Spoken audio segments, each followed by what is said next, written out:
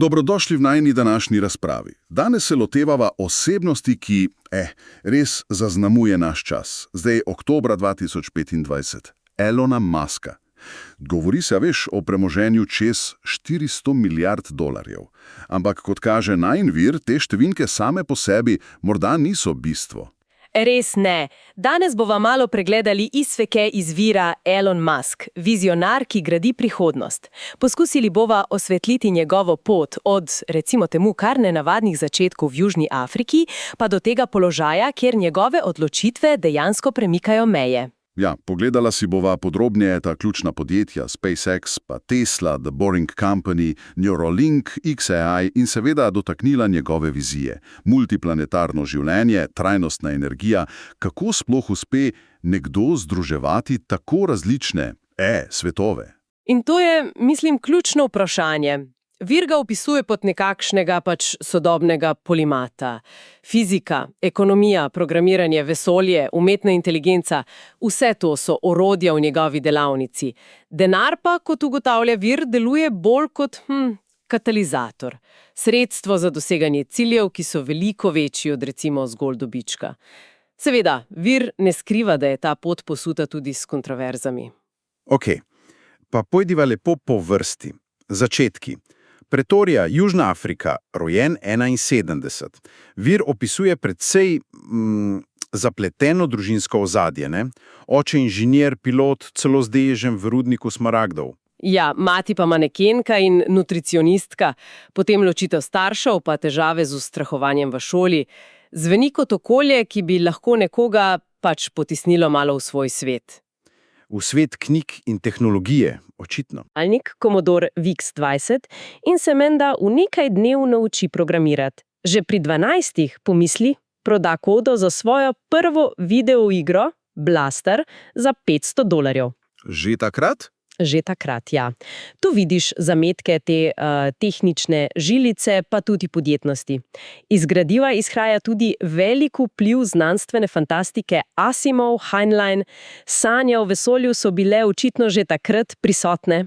Potem pa selitev iz Južne Afrike, deloma zaradi izogibanja vojski v času apartheida, Kanada, nato študij v ZDA, UPenn, zanimiva kombinacija, fizika in ekonomija. Ampak potem presenečenje. Doktorat na Stanfordu upusti po samo 2 dneh. Zakaj za vraga?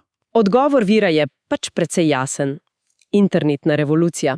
Priložnost je bila enostavno prevelika, da bi jo zamudil v akademskem svetu. In to ga je vodilo naravnost v prvi podjetniški podvig leta 1995, Zip2. Aha, z bratom Kimballa. Tako je. Razvijali so programsko opremo za časopise, neke vrste spletne imenike in zemljevide. Začetki so bili res, tisti klasični garažni vir omenja, da sta začela z nekaj očetovega kapitala in dobesedno spala v pisarni. Klasična zgodba iz 90-ih, ja? Ampak očitno je delovalo. Leta 1999 Compaq kupi Zip2 za kar konkretnih $307 milijonov. Musk, takrat star komaj 28 let, iz tega dobi svojih prvih 22 milijonov. Kaj naredim ledenic s takim denarjem? Ne zapravi ga, takoj ga reinvestira naprej. Še istega leta 1999 ustanovi X.com, eno prvih spletnih bank. Ambicija je bila ogromna, ampak tudi konkurenca. Hitro se združi s podjetjem Confinity, ki je imelo produkt PayPal. In to ime se je obdržalo. Ampak ironično, čeprav je bil sprva CEO združenega PayPala, so ga, kot piše v gradivu, zaradi notranjih sporov odstavili med tem, ko je bil na medenih tednih. Pa res? Ja, vir to omenja, ampak na koncu se je vseeno dobro izteklo zanj. Ko je eBay leta 2002 kupil PayPal za $1,5 milijarde, je Muskov delež nanesel okoli 180 milijonov. In tukaj prideva do tistega preloma, ker se vidi, da denar res ni bil končni cilj. Teh 180 milijonov ni šlo v vile in jahte? Ne. Postal je zagonski kapital za sanje, ki so bile veliko, veliko bolj drzne in odkrito rečeno tvegane. Ta kapital mu je omogočil, da se je lotil področji, ki so bila takrat praktično domena samo državnih agencij in ogromnih korporacij. Govoriva seveda o vesolju in avtomobilih. SpaceX, ustanovljen 2002. Cilj, sliši se skoraj noro, znižati stroške poletov v vesolje za faktor 10 in omogočiti kolonizacijo Marsa. Človek brez formalnih izkušenj v raketni znanosti se odloči, da bo obrnil vesoljsko industrijo na glavo. In začetki so bili, milo rečeno, brutalni. Najin vir podrobno opisuje obdobje med 2006 in 2008, ko so prve 3 izstrelitve rakete Falcon 1 spodletele. Rakete so eksplodirale. Vse 3. Vse 3, ja. Podjetje je bilo na robu bankrota. Musk je takrat vanj vložil dobesedno zadnje osebne prihranke od prodaje PayPala. To je bil res trenutek vse ali nič. Septembra 2008 pa končno preboj. 4. izstrelitev Falcon 1 je uspela. To je bila prva zasebno financirana raketa na tekoče gorivo, ki je dosegla orbito. Kmalu zatem pa ključni dogodek. Pogodba z NASO. Točno, vredna 1,6 milijarde dolarjev za oskrbo mednarodne vesoljske postaje. To je bil verjetno trenutek, ko je SpaceX dejansko preživel in dobil veter v jadra. Absolutno. In poglejva, kam jih je ta veter prinesel do danes, oktobra 2025, po podatkih iz vira. Raketa Falcon 9, njihov delovni konj, ima za sabo več kot 300 poletov, večina z uspešnim pristankom prve stopnje. To je tista revolucija večkratne uporabnosti, ki je res znižala cene.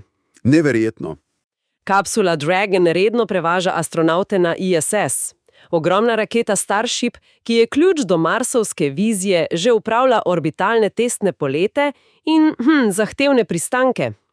Pa Starlink ne pozabimo. Konstelacija z več kot 6000 sateliti, ki zdaj zagotavlja internet milijonom. Končni cilj pa ostaja Mars. Vir navaja Muskovo ambicijo 1 milijon ljudi na Marsu do leta 2050. Številka, ki si jo je težko predstavljati. Res. Ampak pustiva za trenutek vesolje. Greva nazaj na Zemljo. Tesla. Podjetje je bilo ustanovljeno 2003. Musk se je pridružil leto kasneje kot glavni investitor, 2008 pa je prevzel vodenje kot CEO. Sredi globalne finančne krize. Kakšen je bil načrt? Tesla je takrat imel samo en produkt, drag električni športni avto, Roadster.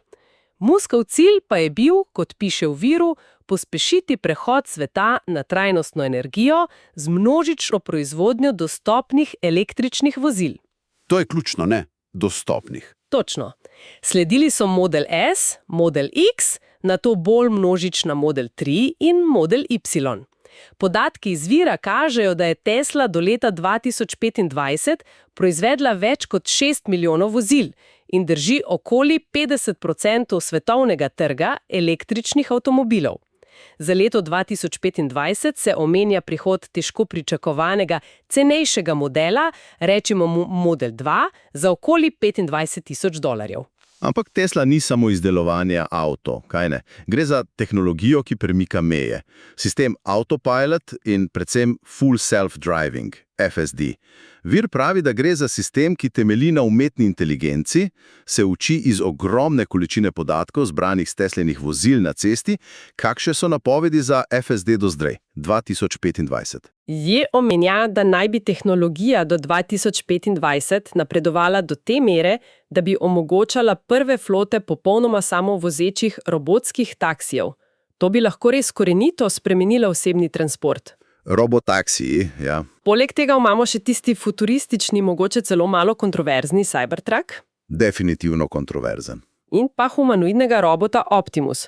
Po testiranjih leta 2024 naj bi Optimus leta 2025 že začel opravljati dela v Teslinih tovarnah. V tovarnah. Že tako hitro. Tako napovedujejo, ja. In infrastruktura, gigafactories, ogromne tovarne baterij in avtomobilov, pa sistemi za shranjanje energije, Powerwall za domove, Megapack za omrežja.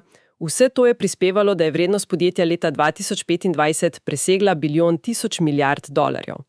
Vir sicer omenja tudi kritike, recimo glede redkih požarov baterij ali delovnih pogojev, ampak zdi se, da je vpliv na pospeševanje zelenega prehoda pač neizpodbiten. Ja, prisilili so celotno industrijo, da se je premaknila. Zagotovo. In Muskova aktivnost se tu ni ustavila. Leta 2016 je sledil nov, precej nenavaden projekt. The Boring Company. Kaj je bila fora, da je začel kopati tunele? Menda čista frustracija. Vir navaja, da ga je navdihnila prometna gneča v Los Angelesu. Njegova rešitev – iti pod zemljo. Tako je. Ideja je zgraditi mrežo predorov pod mesti, kjer bi električna vozila lahko potovala z visokimi hitrostmi. Razvili so svojo tehnologijo za hitrejše in cenejše vrtanje, njihova vrtalna glava sliši na ime Pratam. Najbolj znan projekt do zdaj je Vegas Loop. A ja, tisto pod kongresnim centrom? Ja, točno. Do leta 2025 naj bi bilo izkopanih že več kot 10 milj predorov, načrti pa segajo tudi v druga mesta. Medtem ko The Boring Company rešuje probleme pod zemljo, je Musk leta 2016 pogled usmeril še globlje v človeške možgane z ustanovitvijo Neuralinka. Cilj tukaj zveni še bolj znanstveno-fantastično. Cilj je res ambiciozen, razvoj možgansko-računalniških vmesnikov preko miniaturnih vsadkov, imenovanih N1, in rezultati, kot jih opisuje vir, so že tu. Leta 2024 je prvi človeški pacient s vsadkom uspel upravljati računalniško miško samo z mislimi. Samo z mislimi? Wow. Ja, do leta 2025 naj bi testi napredovali celo do osnovnega branja miselnih vzorcev. Potencial je ogromen, sprva za zdravljenje hudih nevroloških stanj, kot so paraliza, Parkinsonova epilepsija, a vir namiguje, da Musk vidi to tehnologijo tudi kot ključno za prihodnost človeštva, kot način, da ohranimo korak s vse zmogljivejšo umetno inteligenco. Dolgoročna vizija sega celo do neke vrste tehnološko podprte telepatije. In ko smo že pri umetni inteligenci, leta 2023 je ustanovil še XAI. Kakšen je cilj tega podjetja, glede na to, da že obstajajo veliki igralci na tem področju, kot je OpenAI? Cilj XAI, kot ga opredeljuje vir, je precej filozofski. Razvoj umetne inteligence z namenom razumevanja resnične narave vesolja. Njihov prvi model, Grok, naj bi konkuriral modelom, kot je GPT, ampak z večjim poudarkom na iskanju resnice in, zanimivo, z nekaj smisla za humor. Morda po navdihu Muskovih najljubših knjig. Humoristična AI. Nekako tako, ja. Poudarek naj bi bil tudi na etičnih vprašanjih razvoja AI. Seveda ne smemo pozabiti na prevzem Twitterja leta 2022 za 44 milijard, preimenovanje v X in njegovo pozicioniranje kot platforme za, recimo, svobodo govora. Pa tudi SolarCity, podjetje za sončne strehe, ki je zdaj del Tesle.